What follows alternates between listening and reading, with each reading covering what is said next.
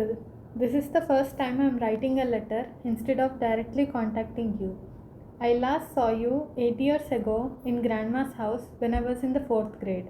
I couldn't come to see you these days as I was studying in residential school and attending special coaching classes even during summer vacation. As you know, I'm in 12th class now. Srinivas stopped while reading the letter. He understood that the letter was from his niece Deepika. His mind was reeling with various questions. Why she had written a letter? Why couldn't she call me? As she is in a hostel, are mobiles allowed? Does she have a mobile? Does she have my number?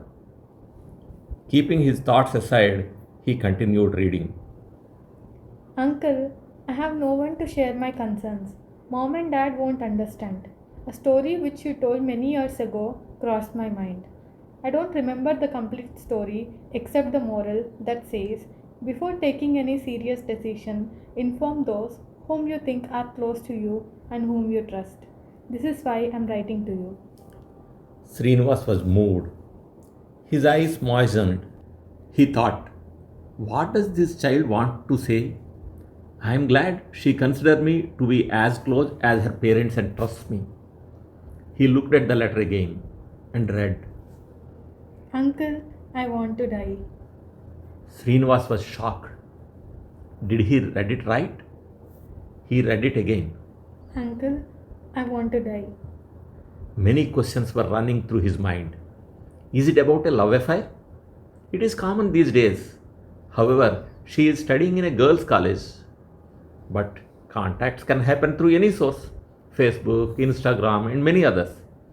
Even if it is about a love affair, death is not the only solution.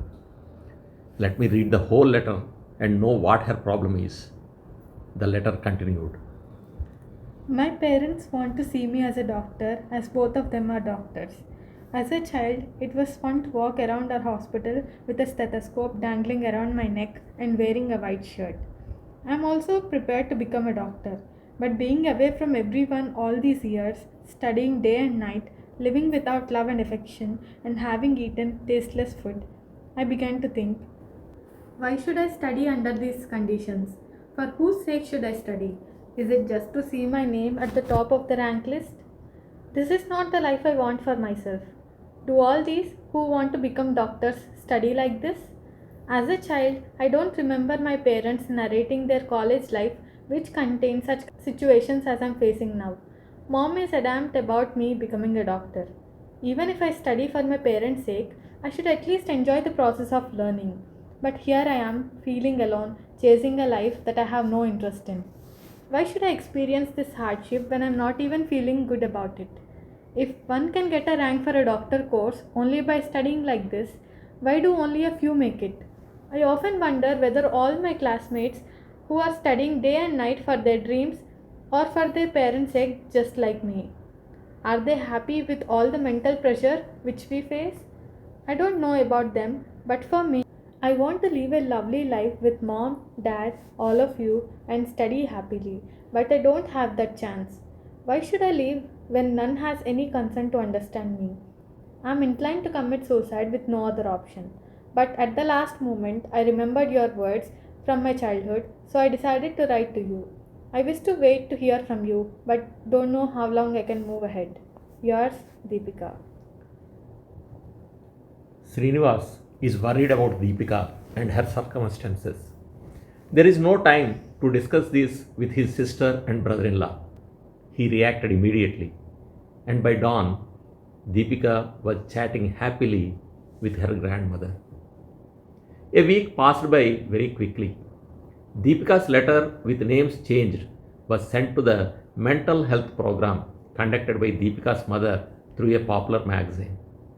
Deepika's mother replied, suggesting that every person has the right to decide her choice for study and, if necessary, convince her parents by taking the help of loved ones, concluding that death is not the solution to any problem. Srinivas took Deepika's letter and her mother's reply received in the magazine and confronted his sister and brother in law at their house. He succeeded in convincing them and made them understand the reality of Deepika's situation. The parents have now made plans to spend some time with Deepika every day and to let her chase her own dreams. Srinivas is now busy guiding his niece to find a course suitable to her interests.